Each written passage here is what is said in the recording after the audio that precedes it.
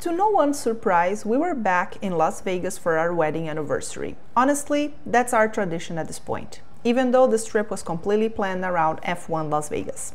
This was the first time staying at the Palazzo, and we decided to explore as many of their restaurants as we could during our stay. Wakuda was our choice for our main anniversary celebration, and honestly, we hit jackpot with this decision. Not only did the staff seat us early, even though we were waiting for our time at the bar, everyone acknowledged the date, and we even got complimentary sparkling wine. The restaurant has a few different rooms, including a patio. The night of F1 qualifying, the seats at the patio were going for $250. I'm not sure if that included consumption or not, since I was just overhearing some conversations. Once we got seated, we confirmed that the music was at a loudness where, even though we were seated under the speakers, we could still talk to each other without having to yell. That's always a win in my book. When we first got seated, our server told us that dishes were going to be served in the order they appeared on the menu. So he suggested we ordered as many at once as possible so they could be appreciated in the order the chef had intended.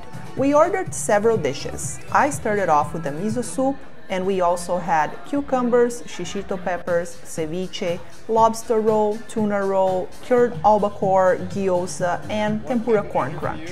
Just something as simple as a miso soup had an explosion of flavors, and I knew from that moment we were in for a treat. The cucumbers were very spicy, which was a little surprising to me. They were super fresh and crunchy. I'm still getting used to spicy foods, even though shishito peppers are one of my favorite appetizers. I know they can be a hit or miss when it comes to heat.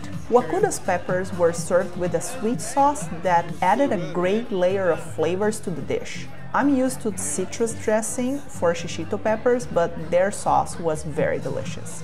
Another dish I can never pass on is ceviche. Their version had a mix of fish with so many flavors. Of course, there's the citrusy typical of the ceviche, which I love, but this one also had some hints of lemongrass, making it somehow even fresher. When it comes to the tuna roll, the wasabi mayo it was made with really stole the show. It's interesting how even something as unassuming as a tuna roll that was presented looking like the simplest of the dishes we chose still had some surprise in store for us. The cured albacore was incredibly tender with the crispiest onions I've ever had and a beautiful citrus sauce. The gyoza was finely crafted, the beef absolutely delicious with a slight crunch to it. My favorite dish by far was the lobster roll that was incredibly fresh, absolutely delicious, and the thinly sliced lemon on top was honestly one of the best parts of it. After all the above mentioned rolls and dishes, we were still a little hungry, so we ordered a tempura corn crunch roll that was part of the specials menu. Who knew that shrimp tempura and corn would be the best match?